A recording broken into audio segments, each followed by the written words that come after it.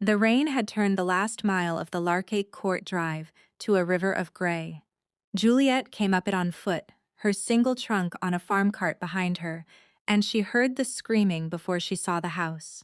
It was not a human sound, it was a horse, high and frantic, the sort of sound that goes straight past the ear and into the chest. She began to run. The drive opened into a gravel forecourt, and the forecourt was full of men. 6 of them, perhaps 8, all shouting at once. In the center of them, a gray mare Clear's throat reared against a wall of ropes. Her eyes rolled white, her 4 legs cutting the wet air. A groom had a rope on her and was being dragged. Another swung a second rope like a man trying to hang the sky. The mare came down hard, spun, and struck the mounting block with her shoulder. Blood ran pink in the rain along her leg. On the steps above them stood a tall man in a black coat. He was not shouting. He watched the whole ruin with a stillness that frightened Juliet more than the noise did. "Shoot her," he said. He did not raise his voice. He did not have to. A keeper by the stable arch already had a fowling piece against his shoulder, and he lowered his cheek to the stock. No. The word came out of Juliet before she had decided to say it. She was already moving. She dropped her wet bonnet in the gravel. She put her hand flat against the keeper's barrel and pushed it toward the ground, and the man was so astonished by her that he let her. "Give her room," Juliet said. "All of you, back to the wall, drop the ropes." Miss Groom began. "Drop them." Something in her voice did what her small size could not. The men fell back a pace. The ropes went slack in the mud, and Juliet Elstone, 22 years old, soaked to the skin, unknown to a single soul on that gravel, walked out into the open toward a horse that had already opened one man's scalp that morning. She did not look at the mayor's eyes. She had learned that a long time ago in her father's stable before all of it was sold. You did not stare a frightened creature down. You made yourself small and dull and boring. You gave it nothing to fear. She stopped 6 feet off and turned half away and looked at the rain. "There now," she said, not to the mayor, to the air. "There now. What a great deal of fuss." The mayor's ears came forward half an inch. Juliet took the plain snaffle bit out of her pocket. It had been her father's. It was the one thing of his she had refused to sell, a common thing, worth almost to nothing, worn smooth by 40 years of good horses. She held it low and let the rain run off it, and she waited 1 minute. 2.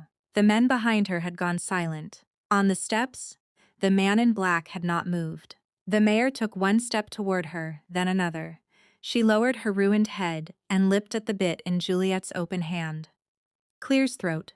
Juliet slid her other hand up under the wet jaw, slow as sunrise, and stood there, stroking the great trembling neck. The animal's breathing came down out of terror and into something that was only tiredness.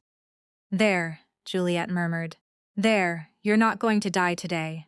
Nobody sensible is going to shoot a mare worth 200 guineas, because she was afraid of a rope." She looked up then. The man on the steps was looking at her. He was younger than the black coat had made him, 30 perhaps. Ash-brown hair wet at the temples and eyes of so deep a blue they read as black across the forecourt. A handsome face and a closed one. He looked at her the way a man looks at a bill he did not expect. "Take the mayor in," he said to the grooms without moving his eyes from Juliet. "Dry her, pies the shoulder." A pause. "Do not shoot anything today." The men came and took the mare, gentle now that she was gentle, and led her away. Juliet stood alone in the rain, with her father's snaffle in her fist and mud to her knees. "You are the woman my grandmother sent for," the man said. It was not a question. "I am your grace, Juliet Elstone." Clear's throat. She curtsied, which was absurd in that mud, and did it anyway. "The Dagger Duchess engaged me as her companion. You are late. The Marrow Bridge is down." I walked the last of it. He looked at her wet skirts, her ruined bonnet in the gravel, the blood of his mare drying on her wrist. Whatever he saw did not soften him. "Dorset will show you your room." Clear's throat, he said, and turned and went into the house. Juliet picked up her bonnet. She did not see the butler come out. Dorset was a spare, gray, upright man of 60, and he had watched the whole business from the shelter of the doorway, and he was still watching her now with an expression she could not read. He came down 2 steps toward his master, who had paused inside the open door. "Your Grace," Dorset said quietly, "shall I have Mrs. Tighe send up a cold supper for the young lady?" The Duke of Northwell looked back once across the forecourt at the small, drenched figure retrieving her hat. "She won't last a month here," he told his butler, and went in. Dorset said nothing, but he thought, standing in the rain-loud doorway, that in 40 years of service he had never once seen the gray mare come to a stranger's hand. He filed the thought away, where he kept such things. He went down the wet steps to carry the young lady's trunk himself. Juliet had come to Elcourt to disappear. She had told the Doja Duchess only part of the truth in the careful letters that had won her the place. She had said that she was a gentleman's daughter, orphaned, without fortune, obliged to make her own way. All of that was true. She had not said the rest.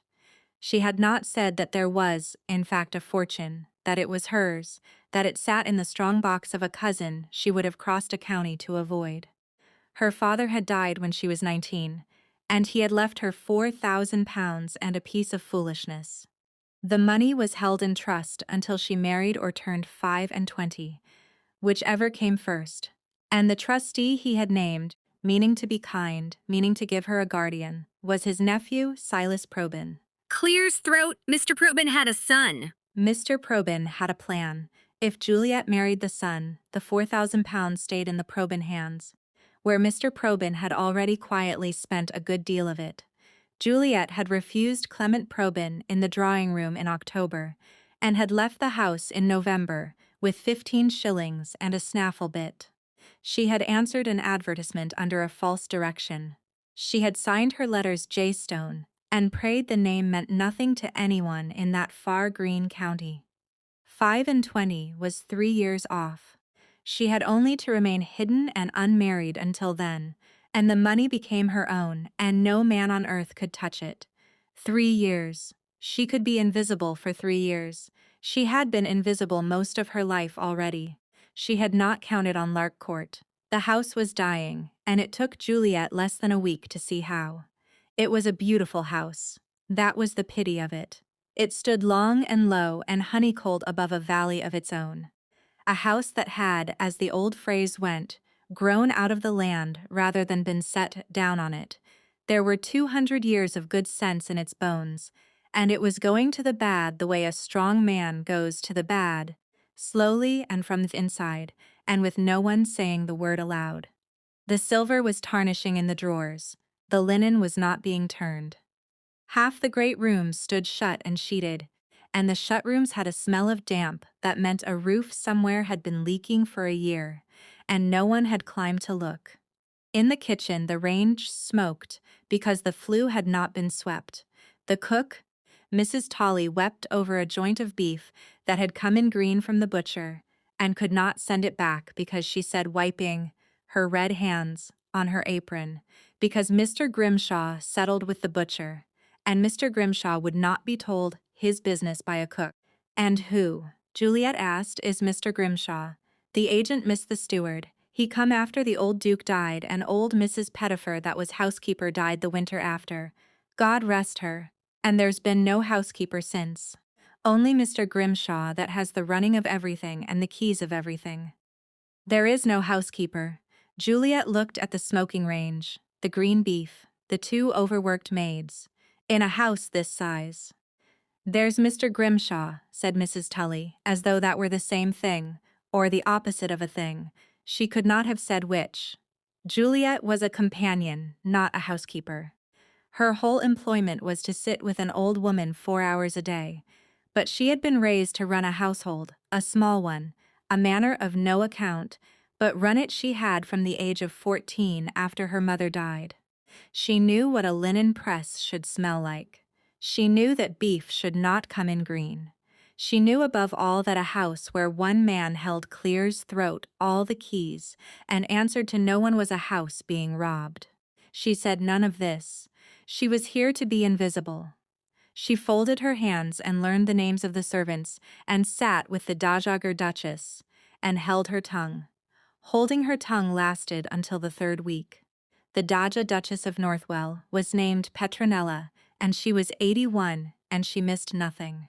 She sat by the fire in the small south parlor, which was the one warm room in the house, with a shawl the color of a pigeon's breast, and a spine like a poker. Her hands had gone to knots with age. Her eyes had not gone anywhere at all. On the first afternoon she looked Juliet up and down for a full half-minute and then said, "You are not what I expected. I am sorry to disappoint your grace." I did not say I was disappointed. I said, "You are not what I expected. There is a great difference, girl, and if you mean to get on in this world you had best learn to hear it." She tapped the arm of her chair. "Sit, not there. There where I can see your face. My grandson tells me you gentled the gray in the rain on your first hour. The mayor was only frightened." "Mom, the mayor," said the Dagger, "has put 2 grooms to bed since Michael's, and was to be shot on Tuesday. Do not tell me she was only frightened as though you had picked up a dropped glove." She studied Juliet with those unclouded eyes. "That mare belonged to my granddaughter, to Cecily, my grandson's sister. She is dead." Juliet went still. "I'm very sorry, Mom. Everyone is very sorry. It is the least useful sentence in the language." The old woman looked into the fire. For a moment the sharpness left her, and something older and worse sat in its place. She was 23, a fever in the spring. She was mistress of this house. My grandson never married. There was no duchess. So Cecily kept the keys and kept the peace, and kept the whole place breathing. And then 1 week in April, she was too warm at dinner. And the week after, she was in the ground at Larket Court Church. And my grandson, she stopped. "My grandson," she said in quite a different voice, "has not been in the East Wing since, nor spoken her name, if he can help it, nor looked at a single thing that wants doing in this house, because everything that wants doing was hers. Do you understand me?" "I think I do, ma'am. I think you do too. That is why you are the first companion in a year I have not sent away inside the week."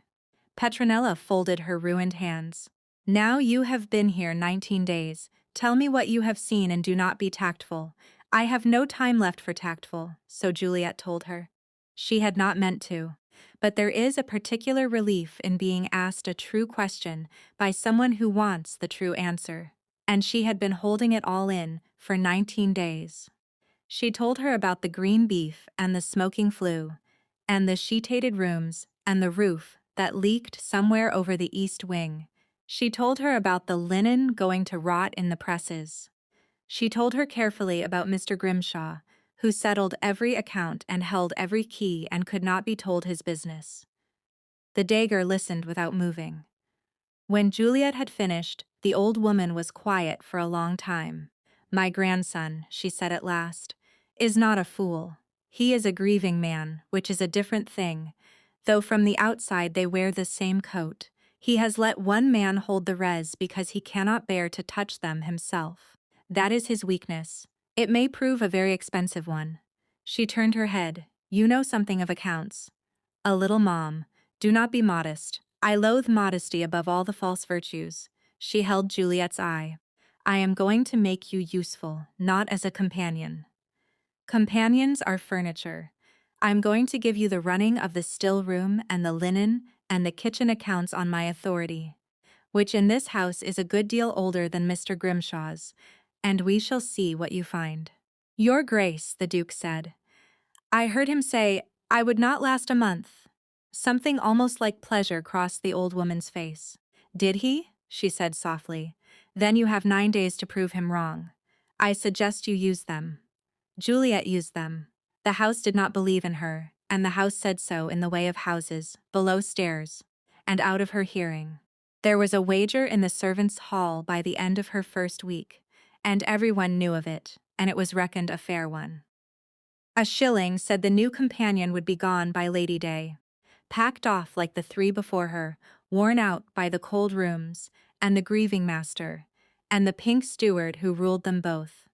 The betting ran heavily against her. Even Prue, who liked her, had put her sixpence quietly on the month. Juliet knew of the wager within 3 days, because a woman who has been invisible all her life hears a great deal that louder people miss. She did not resent it. She thought it on the whole a very sensible bet. She had made it herself in a manner of speaking when she signed her false direction and came north with 15 shillings and a snaffle bit. She did not mean to win it by argument. She had never in her life won anything by argument. She meant to win it the only way she trusted. That way was to be quietly and without fuss indispensable. One morning the house would wake and find it could no longer remember how it had managed before her. The wager would be forgotten because the question it asked had stopped meaning anything at all. So she did not scold, and she did not command, and she did not once remind anyone that the Dagger Duchess had given her authority. She simply took hold of the things nobody else would touch one after another, and did them well, and let the doing be its own argument. She began with the still room because a still room is a house's honesty in miniature. She scoured it. She turned out 3 years of spoiled preserves and mouse-fouled flour. At the very back stood a set of shelves that had plainly been Cecile's own. Neat labels in a young woman's round hand, cordials and rose water, all gone to ruin now, all untouched since April. Juliet cleaned each jar and kept the labels. It seemed to her a small to throw away the handwriting of the dead. She moved to the linen. She had the maids strike every press, then wash and turn and mend the whole of it. Where sheets had rotted through, she cut them down for bandages and dusters, so that nothing was wasted. She had the flue swept, which cost 8p, and stopped the kitchen smoking for the first time in a year. She sent the green beef back to the butcher in Marrow with a note in her own hand, courteous and immovable, and the next beef came in red. And she began quietly to keep the kitchen book herself. It was a small book, a cook's book, what came in at the door, what was paid for it, week by week. The Dagger had given her that much authority and no more. But a house is a single body, and if you have your finger on one vein, you can feel the whole heart. Juliet wrote down what the butcher was truly paid, and what the fishmonger was truly paid, and what the chandler and the corn factor were truly paid in the plain figures that the tradesmen gave her at the door. And she noticed within a fortnight that her figures did not agree with the house. The butcher was paid 9 shillings a week. He said so himself, and showed her his own tally stick to prove it. But when the quarter's kitchen reckoning was posted up on the servants' board, as Mr. Grimshaw posted it for form's sake, the butcher's line read 5 shillings a week on one tradesman. Juliet stood in the cold passage and looked at the postage sheet for a long time. She did not touch it. She went away and said nothing to anyone. She was very good at saying nothing. She had had years of practice. She was good at it because she had learned it young. A house where one voice is loud teaches the other voices to go quiet. Her father had not been cruel. He had only been grieved after her mother died. And grief in a big man fills every room, and a girl learns to move through a grieved house without knocking anything over. She had carried the accounts of that house from the age of 14. She had carried them well, and she had learned doing it, a thing she never afterward forgot. A ledger is the one honest room in the world. There a woman's word is as good as any man's. A column adds up or it does not. No amount of shouting will make a false sum true. She had loved the accounts for that. They did not care that she was small or plain or clear-throat a girl. They only cared that she was right. She was right about the butcher's 5 shillings. She knew she was right. That was the trouble with being right. It sat in you like a swallowed stone and would not be forgotten, however sensibly you told yourself to forget it. The Duke of Northwell noticed her the way one notices a change in weather without wanting to and all at once. He did not go to the kitchen or the still room. He was a duke. Those were another country. But he could not help observing that the flue no longer smoked at breakfast, that the coffee was hot, that the great cold dining table at which he ate alone in silence every night, 17 feet of mahogany, with one place laid at the end of it, had one evening been shortened. He came down to dinner, and the extra leaves were gone. The table was a modest 6 feet. His single place was laid at it, and it no longer looked like a man eating at the end of a coffin. "Who did this?" he said to Dorset. "Miss Elstone thought your grace might dine more comfortably, sir," she said. A man ought not to have to shout the length of a barn to ask for the salt. A pause. "Shall I have it put back?" The Duke looked at the small, warm table. "No," he said. He met her 3 days later in the long gallery by accident, which was the only way he met anyone that year. She had a basket of mended linen on her hip and a smudge of beeswax on her wrist, and she stood aside for him against the wall, eyes down as a servant should. He went past her, then he stopped. "You are the woman with the mayor," he said. "Yes, your grace. My grandmother has set you to the linen, among other things, sir." He looked at her, then properly looked, for the first time since the forecourt, now that she was dry, and it was daylight. She was small and quiet and brown-haired.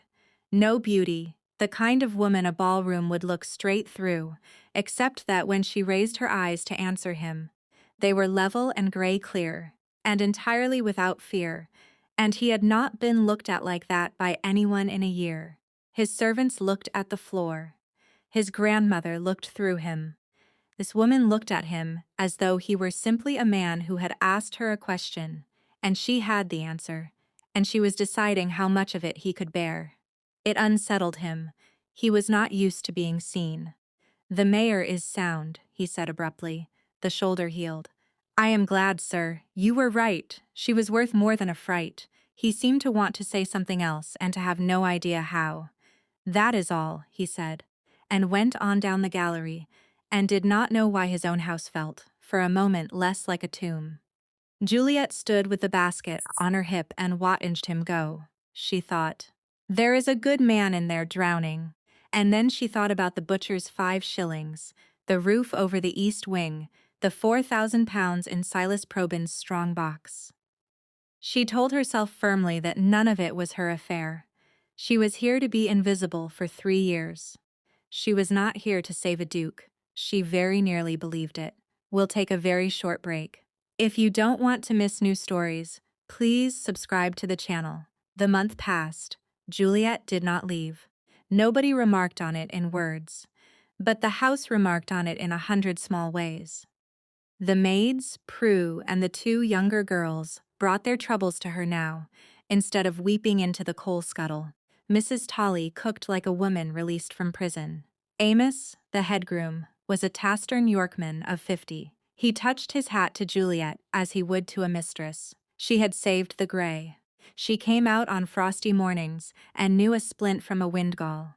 Even Dorset, who trusted no one under 60 on principle, had begun to bring the household questions to her that he had used to carry uselessly to a grieving master's shut door. She had, without a title, and without wishing it, begun to run the house. And the more of the house she could see, the worse the accounts looked. It was not only the butcher, it was everything. The dowager's authority let Juliet into the storerooms to inventory the linen. One gray afternoon, it carried her further than she meant to go. The great press of household stores was kept at the end of the North Passage. The storeroom and the estate office shared a wall there and a door. The office was Grimshaw's kingdom, but Grimshaw was gone tomorrow that day for the quarter sessions. The door between stood unlocked. Juliet told herself she was only counting sheets. She stood in the doorway of the estate office and looked at the ledgers on the shelf. There were 2 of them for the current year. That was the first thing. 2 field books, 2 rent rolls bound alike in the same brown calf, standing side by side. One was worn at the corners from handling. One was clean. She should not have touched them. She knew she should not. She opened the clean one first. It was the fair copy, the one that was shown. When a thing was shown. Rents received, sums neat, the estate a little poor but honest, tenants all paid up, repairs accounted for. A roof over the east wing, she noticed, had been repaired last autumn for £40.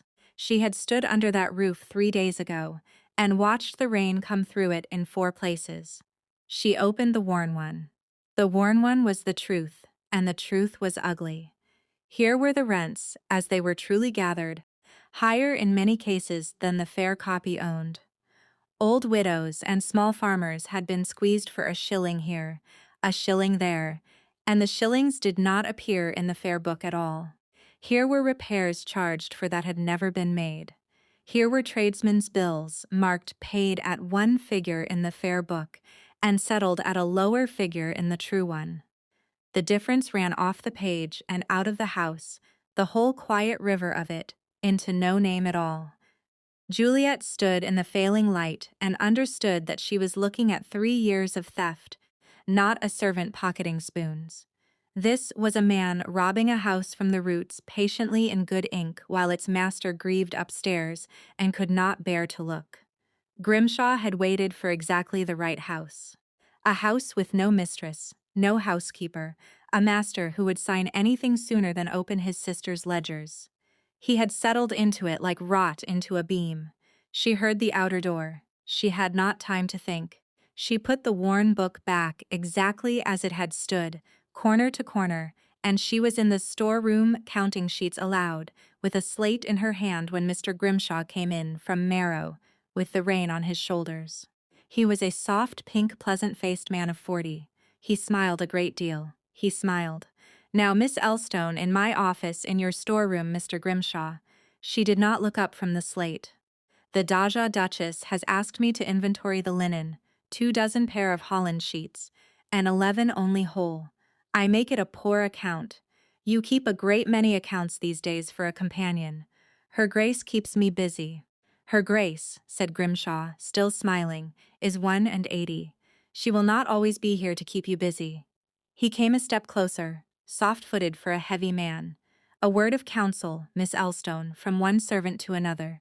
This is a large house with a great deal of dark in it. A young woman with no friends and no family, for you have none, have you? Does well to be quiet, to keep to the linen, to ask no questions whose answers cannot help her." The smile did not move. "Companions come and go here. They do not last. I should hate to see you go before your time." Juliet sat down the slate and looked at him, level and gray and unafraid, and she saw it under the smile for 1/2 second. He was afraid of her. That was the thing. He had come in smiling to frighten her, and it was his own fear that had brought him, because a clever woman with a slate had been standing too near his clear-throat open door. "I keep excellent accounts, Mr. Grimshaw," she said pleasantly. "It is the one thing I do that no one has ever wished me to stop. Good evening." She walked out past him with her slate. Her hands did not shake until she was on the stairs. She did not go to the Duke. She thought about it for 3 days and 3 nights. She did not go. Her reasons were good ones. One of them was cowardice. To go to the Duke was to be seen. To be seen was to be asked her history, her people, her name. And behind her name stood Silas Probyn and £4.00, and a marriage she had run across a county to escape. A companion who made an enemy of the steward would be turned off with a bad character. A companion turned off with a bad character would be traced. And once traced, once named, she was Miss Juliet Eldstone, the runaway A's again, hunted home to be married to Clement Probyn for her money. Better to hold her tongue. Better to keep her head down for 3 years and let a rich duke's house rob itself. It was not her house, it was not her fight. She told herself all of that. And then on the 4th morning she went out to the tenant cottages at Marrow End. The Dagger wanted a basket of jelly carried to an old woman there. The old woman was Widow Septon, 70 years old. Her cottage roof was a colander. Her rent had gone up at Lady Day, though nothing on God's earth had been done to earn it. "Mr. the Grimshaw says, the master needs it," the old woman said without complaint, folding her swollen hands. "And the master's a good man that lost his sister. Poor soul. So I don't grudge it. I only wonder the roof's not mended that he charged us the mending of 2 year back, but I don't like to trouble his grace with it. Not with his grief." Juliet stood in the doorway of the leaking cottage with the jelly in her hand and looked at the old woman not troubling anyone. And she was ashamed because that was it exactly. That was the whole machine. Grimshaw had not needed to be clever, only patient. He had built his theft on other people's decency, on a grieving man who would not look, on old women too loyal to complain, on a companion too frightened for her own skin to speak. Everyone in it was being good. And a house full of good, frightened, grieving people was being quietly gutted, and would go on being gutted until someone was willing to be seen. God clears. Throat Juliet went home and washed the jelly basket, and made up her mind. She could not go to the Duke as a companion carrying a rumor. He would not believe her, or Grimshaw would call her a hysteric, and have her turned off before the week was out. She needed the thing itself. She needed the true book and the fair book beside it, and a witness who could not be waved away. She needed to be, for once, in her careful, invisible life, entirely and dangerously visible. She began to build her case the way she kept her accounts, quietly in her own hand, a shilling of proof at a time. Spring turned toward summer while she built it. She got the tradesman's own tallies, the butcher's stick, the chandler's book, the corn factor's receipts, under the honest pretext of settling the kitchen accounts herself, and she copied every figure fair. She had Widow Septon and two other tenants make their marks to a plain statement of what rent they truly paid. She could not get into the office again. Grimshaw kept it locked now and watched her, but she did not need the office. She had built the true accounts from the outside in, from the doors and the tally sticks and the marks of honest people, and where her figures met the posted figures, they told the whole story in daylight. She built it at night, mostly when the house was asleep and the passages were dark. She kept the fair copies in a false bottom she had made in her own small workbox, under the thimbles and the darning wool, where no maid would think to look, and no steward would dare. Each night she added what the day had brought her. Clear's throat, a figure from the corn factor, a mark from a tenant, a receipt begged from a marrow tradesman on the honest pretext of the kitchen accounts. It was slow work, and it was frightening work, and she did it by a single candle, with her door bolted, because she had understood from the first that a half-built case was worse than no case at all. A rumor Grimshaw could laugh away, a ledger he could not. Twice he nearly caught her at it. Once he came upon her in the north passage at dusk, a candle in her own hand. He asked her gently what business a companion had so near his office after dark. She was seeing the linen presses fast for the night. She said it was true, he could not gain it. He looked at her a long moment. He did not like her being there. She saw that he did not like it, and she understood why. He had built his whole quiet theft on there being no one in the house who looked or listened or wrote things down. A companion the tenants had begun to bring their troubles to was exactly such a person, and troubles brought to the right person add up. So she did her honest work where he could see it, and she kept the ledger where he could not, and she waited. She had learned patience the way other women learn embroidery. She was very good at it. She could wait a man out the way she had waited out the mayor, by giving him nothing to fight, until the only thing left to do was come to her hand. And while she built it, without meaning to, she and the Duke came to know one another. It began with the library.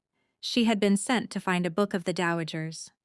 The library at Lark Court was a long north room full of 200 years of reading. It was the one room in the house the Duke still used. She found him there in the evenings more and more, not reading, only sitting with a book shut on his knee and the fire low. The first time she came upon him, she made to withdraw. He said, "Stay, find her book. You do not disturb me." So she found the book and stayed a moment by the shelves, and they talked of nothing, of the weather, of the mayor. And after that, by no arrangement she came most evenings, and he was most evenings there, and the library became a country the two of them shared. He was, she found, exactly what his grandmother had said, not cold, drowning, Under the shut face was a man of dry, careful humor and a great buried tenderness, gone all to grief now, like a garden gone to nettles, because no one has the heart to walk in it. He spoke of his sister once, only once. It was late and the fire was down to embers, and he said without looking at Juliet, "She sat in that chair. Where you are." She would read out the foolish parts of the newspaper until I laughed. I did not laugh often. She counted it a personal triumph each time. He turned the shut book over in his hands. I was in London when she took the fever. My man of business had matters that could not wait. I stayed a week over them. She was dead before I reached the North Road. He said it flatly. The way a man says a thing he has said to himself 10,000 times. Matters that could not wait. I have never been able to remember one of them. Juliet did not say, "I am very sorry." She had learned from his grandmother that it was the least useful sentence in the language. She kept the whole house breathing. She said instead, "Your grandmother told me. That is a great deal for one young woman to carry. She must have loved it very much to carry it so well." The Duke looked at her across the embers. "You carry it now," he said. "Do not think I have not seen it. The flue, the table, the tenants' baskets. My grandmother's authority only reaches so far, Miss Elstone. The rest of it is you." A pause. Why? It was the question she could not answer honestly without answering all of it. So she gave him a true thing that was not the whole thing, because a house ought not to die of neglect while good people stand in it wringing their hands, she said. "I cannot bear waste your grace. It is my besetting sin. I would tidy a battlefield." Something moved at the corner of his mouth. Not quite a smile, the almost. "I begin to believe you would," he said. It was the dagger who made the thing official in the way that old women make things official, which is to say, without asking anyone's leave. One afternoon in May, she sent Prue to fetch a small carved box from the cabinet in the south parlor. When Juliet came in for her 4 hours of reading, the box lay open on the little table. Inside it, on a bed of faded blue velvet, lay a great ring of keys. There were a dozen of them, or more, iron and brass, worn bright to the wards, with 2 centuries of turning. They were the keys of Lark Court, the plate room, the linen presses, the cellars, the store rooms, the still room, the china closet, the muniment chest. Juliet knew what they were the instant she saw them, because a woman raised to run a house knows a housekeeper's keys, the way a soldier knows a sword. These were Cecile's, the dagger said, and her mother's before her and hers before that. They have hung on the same hook by the still-room door since before my grandson's grandfather was born. Her knotted hands did not touch the ring. When Cecily died, Grimshaw took them off that hook and locked them in his office. He told my grandson it was for safekeeping, and my grandson was too far gone in his grief to see the truth of it. A man who holds all the keys of a house holds the house. I have got them back. Do not ask me how. I am 1 in 80, and I have my methods. She looked up, and the old eyes were very bright. They are yours now, not the still-room hooks. Yours on your person on a chatelaine at your waist, where the whole house can see them and know who turns them. Juliet stood very still. "Your Grace, I am a companion." "The county will the county," said Petronella may go hang. "I did not survive 4 monarchs and 2 bad marriages to be told what the county will say by a girl who gentled an unbroken mare in the rain." She closed the box with a small, dry click. "You have been running this house since April, with no more authority than my say-so and your own 2 hands. It is time the house wore its truth on the outside. Take the keys, Juliet. And when the day comes that someone tries to take them off you, for someone will, you hold on." Juliet took the keys. They were heavier than she had expected. She wore them at her waist from that afternoon. Their small iron music went before her down every passage of Lark Court. The maids heard her coming. The tradesmen at the door heard her coming. And the sound of it, week by week, became the sound of the house itself, remembering how to be a house. She wore them the evening she next sat with the Duke in the library. He looked at them a long moment, hanging bright against her gray stuff gown. Something crossed his face that she could not read. Grief, perhaps, or the memory of another woman who had worn them, or the first faint stirring of a thing he had no name for yet. "My grandmother gave you those," he said. "It was not a question. She did, Your Grace. I told her the county would talk. Let it." He weighed the shut book in his hands. Cecily used to say, "A house could not be run by a man's signature. It wanted a woman's keys and a woman's eye," she said, "for it went to the bad from the inside, while the master signed his name to the ruin of it." He was quiet a moment. "I did not understand her. I understand her now. I have been signing my name to a great deal this year that I did not trouble to read." Juliet's heart went still. It was the nearest he had yet come to the thing she had built in her locked drawer, figure by figure, all that spring. "Then perhaps," she said carefully, "Your Grace ought to begin reading again." He looked at her across the low fire, and for a moment she thought he would ask her outright what she knew. But he was not ready, and neither in truth was she. The moment passed, the fire settled, and they sat on in the shared country of the library, each holding a piece of the same truth, neither yet willing to lay it on the table between them. Lucretia came in June. Mrs. Lucretia Sedley was the Duke's first cousin, the only daughter of his father's only sister, and she had been born to more than she now had. Her own father had gambled the family portion into the sea. Her husband, a Mr. Sedley, had died, leaving her a jointure that dwindled with every quarter. She was 35, handsome, in a hard, bright way. Since Cecily's death, she had come to Lark Court more and more often, and stayed longer and longer. She had a plan that was the twin of Silas Probbins. The two of them had never met. Lucretia meant to be the next mistress of Lark Court.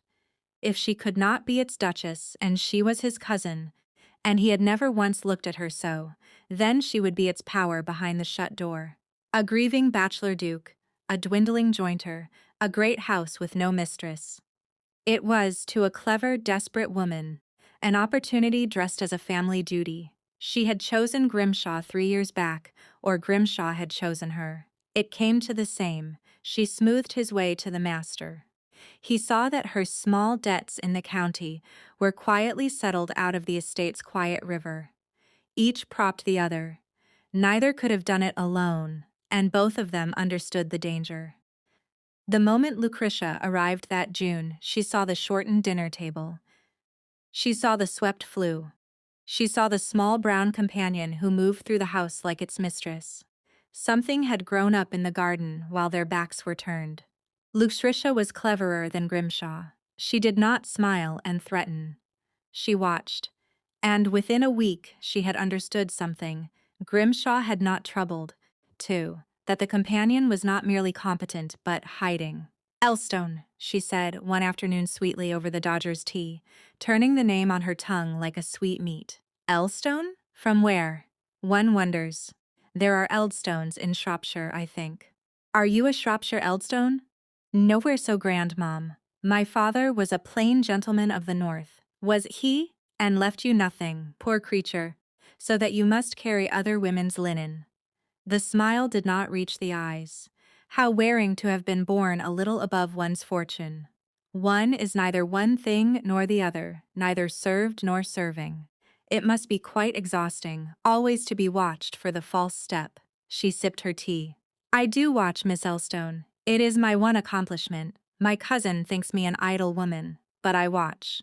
Juliet met the bright hard eyes, and understood that here was the real enemy, not the pink steward, this one. "Then you keep better accounts than I do, Mom," she said, "for I own I have never learned the trick of watching people. I only ever learned to watch the linen." The dagger, from the depths of her chair, made a small sound that in a less dignified woman would have been a snort. It moved quickly after that, the way a slow thing moves quickly at the last. Lucretia wrote letters. Among the wreck of her connections, she had a cousin married to an attorney in the north. She set that cousin to asking in the mild way of country attorneys. Had anyone heard of a Miss Juliet Eld, a gentleman's orphan of about 22, who had left her people the previous autumn? It took 6 weeks, but the answer came, as such answers do, in the middle of everything else. It came on the very morning the household was thrown into an uproar of a different kind. For on that morning, a traveling chaise came up the Lark Court Drive. Out of it, red-faced and righteous, stepped Mr. Silas Probyn. Grimshaw had not summoned him. Lucretia had not summoned him. Clear's throat.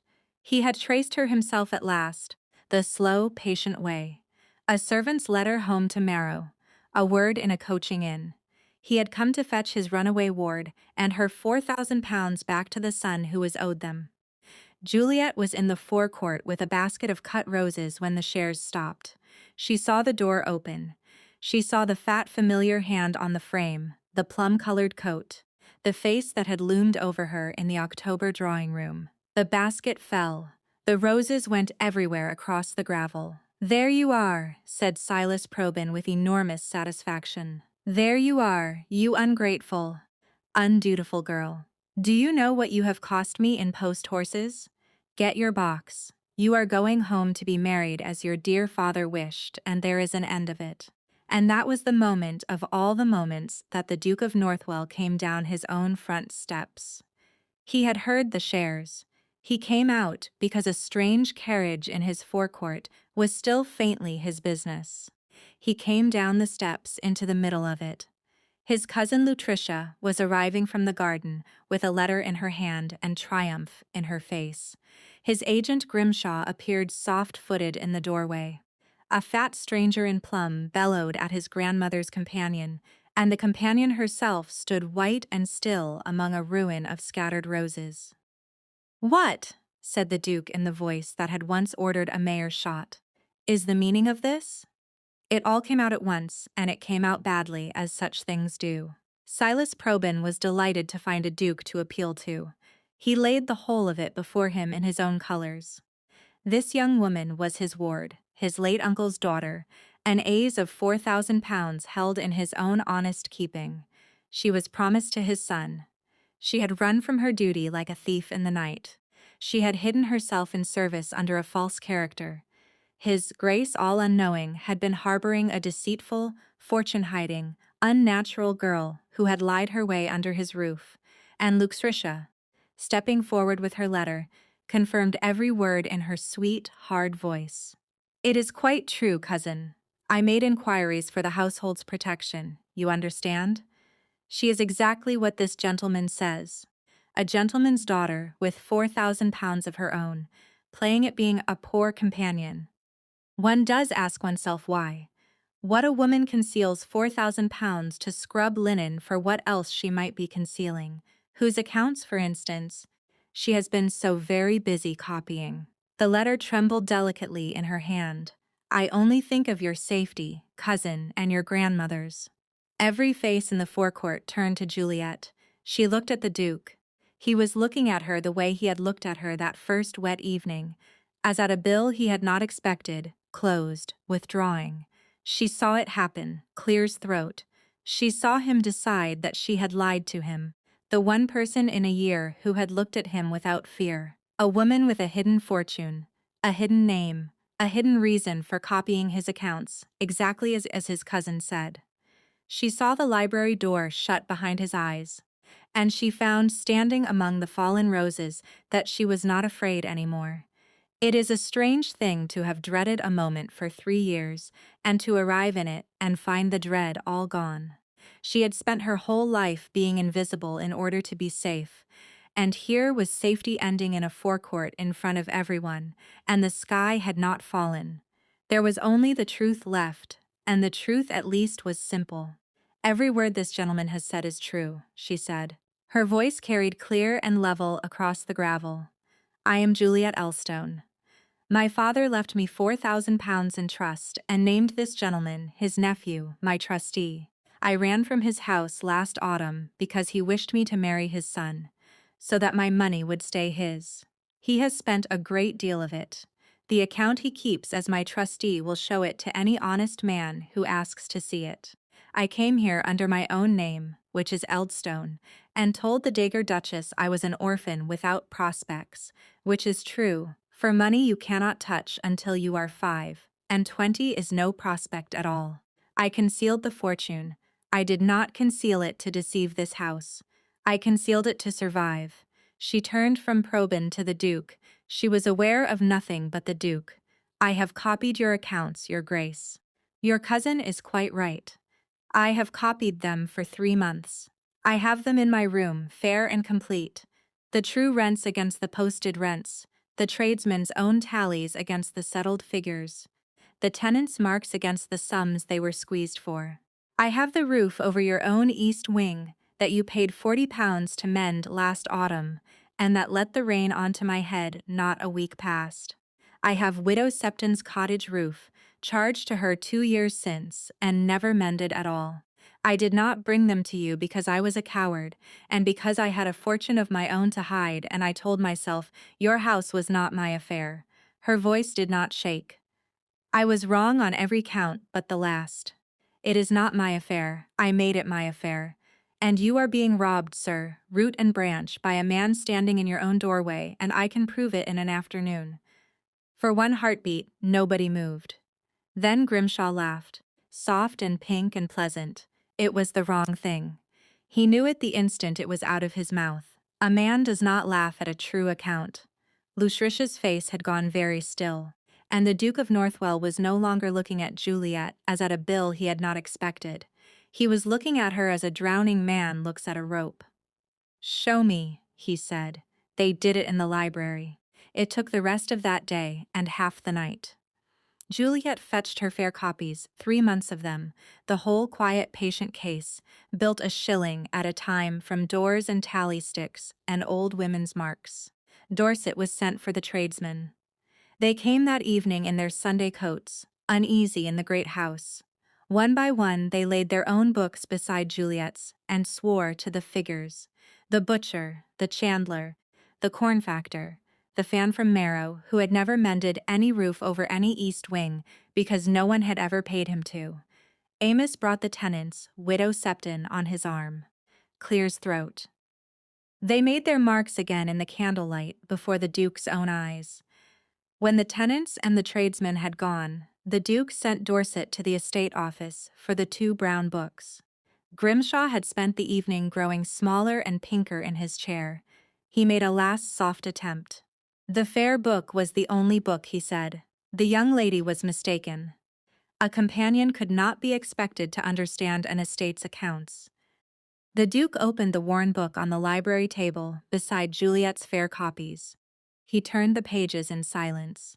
He understood the whole of it in about 4 minutes, being, as his grandmother had said, not a fool, but a grieving man, which is a different thing. He was very quiet when he had finished. He closed the worn book. He set his hand flat on the cover on his sister's estate, on the 3 years he had refused to look at, and when he spoke it was not to Grimshaw at all. She kept these, he said, to no one, to Cecily, to the shut east wing. She kept them fair. Clear's throat. I never opened them after. I could not open them. He looked up and his face was terrible and awake. I let this happen. I signed what you put before me because signing was easier than reading her hand. His voice did not rise. It went the other way down to the bone. Get out of my house tonight, Grimshaw. You will be at the Marrow Magistrates by noon tomorrow, and every figure this lady has taken will go with you. If you have a shilling of my tenant's money left, you will restore it. If you have not, you will answer for it as the law answers such men. Dorset, see him off the place. Watch him pack. Grimshaw went. There was in the end nothing else for him to do. At the library door he turned once, all the softness gone out of him Clear's throat, and looked at Juliet with a hatred that had no smile left in it at all. You could not simply keep to the linen, he said. No, Juliet agreed. I never could.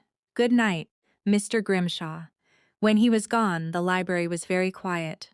The Duke stood a long while, with his hand still on the worn book, as though he could not quite lift it away. Juliet gathered her fair copies from the table, page by page, the work of 3 careful months, and she did not know what to say to him.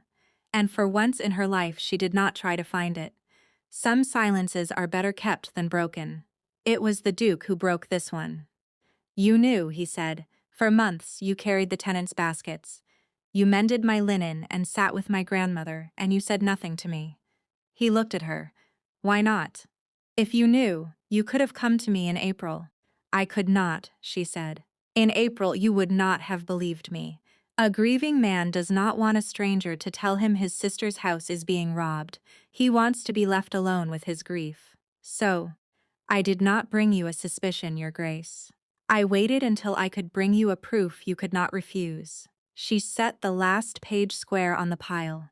And there was my own reason too, which you have heard in the forecourt this morning, and which does me no credit. I had a fortune of my own to keep hidden. A woman who makes herself noticed makes herself found, so I chose to be safe rather than useful for as long as I dared. I am not proud of it. No, the Duke said slowly, but you did not choose it in the end. In the end you were seen and you spoke, and you might have kept your head down and your fortune hidden a while longer if you had not.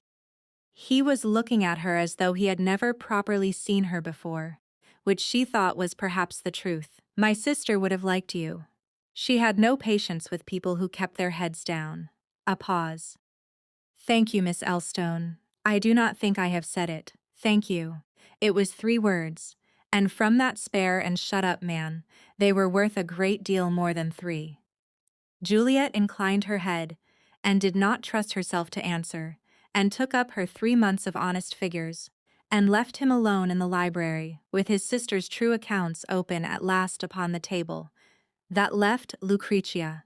She had sat very still through the whole long reckoning in the corner of the library. Her letter was crushed to nothing in her lap. She watched the machine she had helped to build come apart plank by plank in the candlelight. When Grimshaw was gone, she rose, and she was still handsome and still upright, and she made one last throw with the courage of a gambler, staking her last. You will make a great deal of me now, I suppose, she said to the Duke. Your loyal cousin, who settled her little debts through your steward. Oh, I knew. Of course I knew. Do you imagine a woman as poor as I am does not know exactly where every shilling comes from? Her voice was bright and brittle as struck glass. You will turn me out too. Where to, cousin? I have 100 a year and a widow's cap. I married where I was told, and buried him, and got nothing for it, but the privilege of being poor among people who were once my equals. You do not know what that is.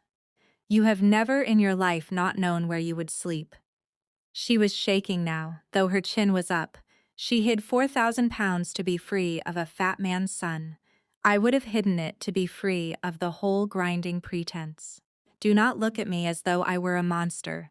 I am only afraid. I have been afraid for 15 years. It is very tiring, cousin. You have no idea how tiring it is. And there it was, the human fear under the bright hard shell laid open in the candlelight. The Duke's face had gone hard as the forecourt again. He opened his mouth. Juliet knew he was about to be just, and just would be the end of Lucretia Sedley, turned out disgraced. 100 a year, a widow's cap, the county to talk.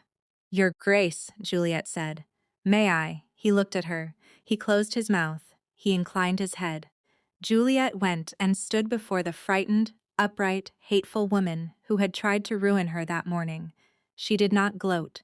She had learned long ago that gloating is exactly what your tormentor expects. She had never once given a tormentor what they expected. You settled your debts through the estate, Juliet said quietly. That is theft, and you know it is theft, and so does his grace. But you did not falsify the rents. You did not squeeze Widow Septon for a shilling at Lady Day. That was Grimshaw's hand, not yours. You watched and you profited, and you held your tongue, which is precisely the sin I committed myself until this morning. So I am poorly placed to hang you for it. She held the bright, terrified eyes. There is a small Dare house at the edge of the park. It is empty. It is sound. A woman might live in it decently on a 100 a year, and be neither served nor serving, and stop being so very tired if his grace is willing. She did not look away. You would owe it to no one, least of all to me. I should like that understood. Lucretia stared at her.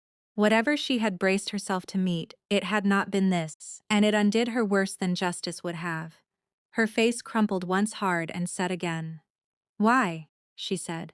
It was not a graceful question. It was torn out of her. Because I know exactly how tiring it is, Juliet said. And because a house that has just thrown out one thief should not celebrate by making a beggar. Good night, Mrs. Sedley. The Duke of Northwell looked at his grandmother's companion across the wreckage of his own long blindness, and something in his face that had been shut since April came quietly, painfully open. The summer ball at Lark Court had been Cecil's ball. She had given it every summer. The one night the shut great rooms were opened, the county driven up the honey-cold drive, the long gallery full of candlelight.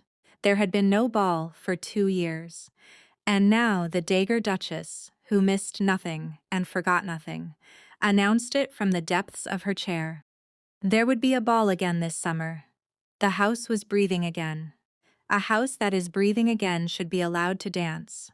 You will open the rooms, she told Juliet. You will do the whole of it. The linen, the plate, the supper, the flowers, the 50 beeswax candles in the gallery that my grandson will complain of the cost of and pay for gladly. The old eyes gleamed. You have run this house since April, girl. Whatever anyone chose to call you, it is time the county saw who runs it. So Juliet opened the great rooms. She had the holland covers struck and the shutters folded back. 2 years of dust went out in pails. She filled the long gallery with early roses.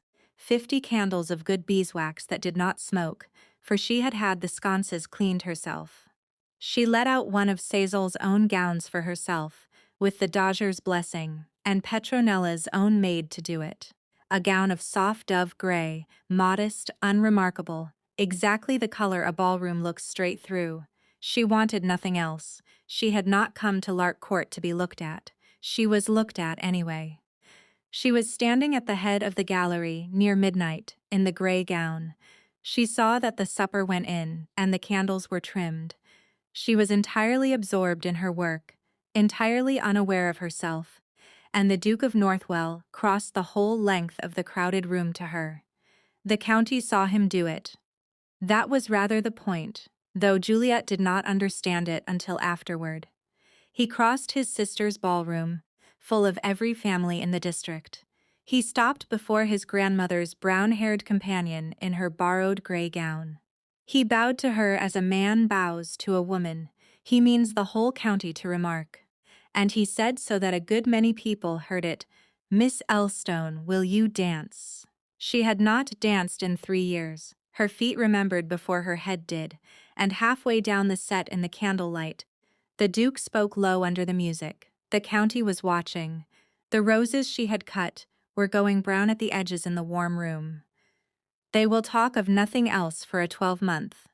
They will, your grace. You have quite ruined me. A companion cannot dance with the Duke and stay a companion. No, he agreed. She cannot. He turned her under his arm, correct as a clock. I have thought a great deal these 3 weeks about what she might become instead. Have you? I have. My grandmother recommends the position of Duchess. She recommends it with some force. She says the house cannot spare you, and that she cannot spare you. And that I am a great fool who took a year to see what a mayor saw in an afternoon, the almost smile. She is frequently right. It is her most trying quality. Juliet's heart was going very hard under the gray gown. She kept her feet in the figure. She kept her voice light, because if she did not keep it light, it would break. And what does the Duke recommend, sir? Setting his grandmother aside. The music turned them. He looked down at her, and the shut face was all the way open now, awake and unguarded and afraid. A man who had learned this spring exactly how much a house can lose while its master will not look. The Duke recommends nothing, he said. The Duke has learned this lesson about signing what is put before him without reading it. The Duke will not put anything before you at all. He stopped in the middle of the set in front of everyone, which was not done, which set the whole gallery whispering. I will not offer you a marriage of convenience, Juliet. You have £4,000 of your own coming. You need no man's house to shelter in. In 3 years, you may be free of every soul who ever tried to spend your money or scrub you into silence. You do not need me. That is precisely why I am asking. Not because the house needs a mistress. It has one. It has had one since April. Because I would like for the rest of my life to be looked at by the one person who was never once afraid of me. His voice went quiet right down to the bone. Marry me as myself, choosing it or do not, and stay and run the house I could not, and I will never trouble you with it again. It is entirely yours to say. Everything from here Clear's throat is yours to say. The whole gallery had gone still. 50 candles, the roses browning, 2 years of shut rooms open to the summer night. Juliet looked up at him. She thought of the wet forecourt, the mayor, the snaffle, the 3 years she had meant to spend invisible and safe. Safe was a small word. She had been safe her whole life. She had never once until this spring been seen. Bartholomew, she said. She had never used his name. The gallery heard her use it. He heard her use it. And something crossed his face that was worth more than the whole £4,000. And the house and the honey-cold land it grew from. Clear's throat. That is a yes, she said, in case the Duke requires it read aloud. I have grown very tired of holding my tongue. Yes, I will marry you as yourself. Choosing it, she could not help it. The almost smile was on her own mouth now. On one condition, your grace. Name it. Widow Septon's roof is mended before the harvest properly by the man who is actually paid to mend it. The Duke of Northwell laughed. It was not a thing the county had heard in 2 years. It carried the length of the bright gallery. The dagger duchess from her chair by the door set down her glass. She permitted herself at 81 to look for one moment entirely satisfied. By high summer, Juliet Elstone ran the whole house, and there was no one left to call it anything but what it was. The roof over the east wing was mended by the Marrow man, who was paid the £40 it truly cost, and not a shilling more. The rents came in fair and went into a single honest book kept in Juliet's own hand. The true rents and the true repairs. No worn brown twin standing beside it in the dark. What Grimshaw had squeezed out of the tenants over 3 years was reckoned up to the last shilling. It was given back cottage by cottage, where the man himself could not restore it, for there was little enough found on him. The Duke restored it out of his own pocket. He counted it cheaply bought. Grimshaw answered to the Marrow bench, and then to the assizes. His defeat gave Juliet no pleasure at all, only the sober satisfaction of a thing set right. Lucretia lived in the little Dare house at the park's edge. She was not softened all at once. A woman does not unlearn 15 years of fear in a season. But she came up to the house at Juliet's asking. She found, being clever, that she was better at ordering a still room than at watching for other people's false steps. She took over the still room entirely. The two women reached, if not friendship, then the particular respect of people who both know how tiring it is to be poor among one's equals. Silas Probyn went home to Marrow with his post horses unrepaid.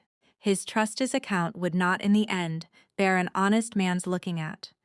When Juliet turned 25, 3 springs after she first walked up the Larkcourt Drive, £4,000 came into her own hands at last, clear and free.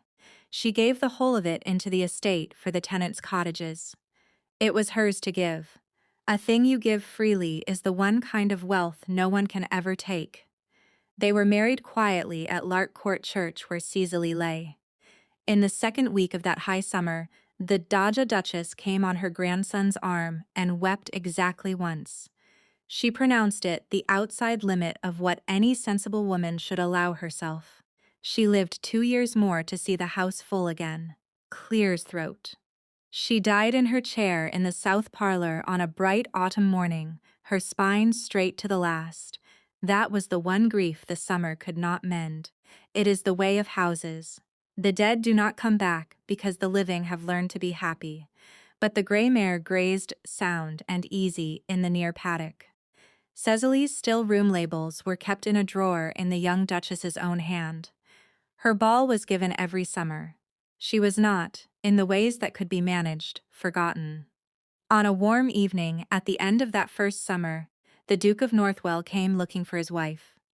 He found her where he had half known he would, in the library, in the chair by the fire. The great honest account book lay open on her knee. A single candle burned. She was not reading it, she was only sitting with it, the way a person sits with something that has come right at last.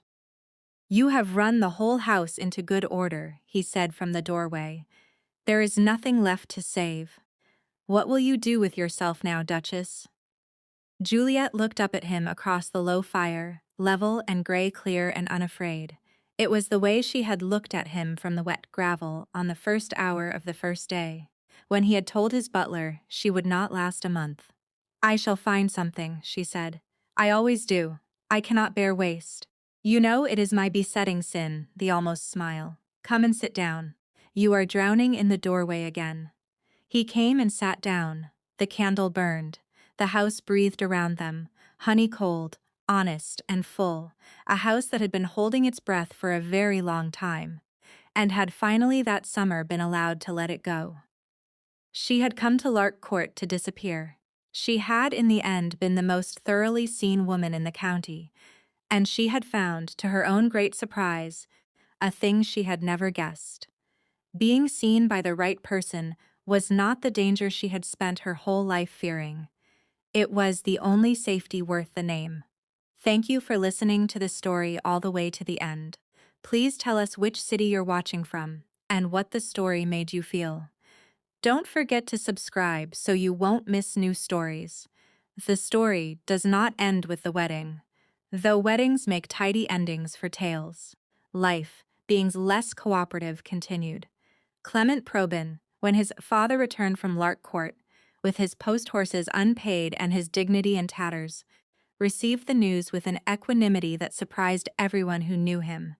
He had never particularly wanted to marry Juliet Elstone. She was too quiet, too watchful, too likely to notice things.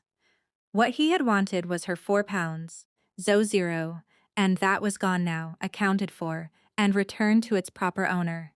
He married instead a miller's daughter from Staffordshire, who had £800 and no opinions at all. And they lived in tolerable comfort and very little conversation. Silas Probyn's trusteeship did not survive the scrutiny of the Court of Chancery. The accounts he had kept so carelessly, so confidently, were laid open by a man the Duke of Northwell sent at his own expense. What emerged was not grand theft but 1,000 small bleedings, a shilling here for expresses, a guinea there for management, each one too trivial to notice, each one adding up over 3 years to a sum that made the Duke's solicitor raise both eyebrows. Probyn was ordered to restore what he could, which was little, and his reputation in the county, which had been his shield, crumbled like dry earth. He lived another 20 years, a diminished man in a diminished house, and died wondering how such a small, quiet girl had undone him so completely. Mr. Grimshaw fared worse. The magistrates at Marrow committed him for trial at the assizes. The evidence Juliet had gathered, the tenant marks, the tradesmen's tallies, the 2 brown books laid side by side, was unanswerable. He was convicted of embezzlement and sentenced to transportation. The last anyone heard, he had been sent to New South Wales, where his pleasant smile and soft manners found a new use in the colony's growing merchant class.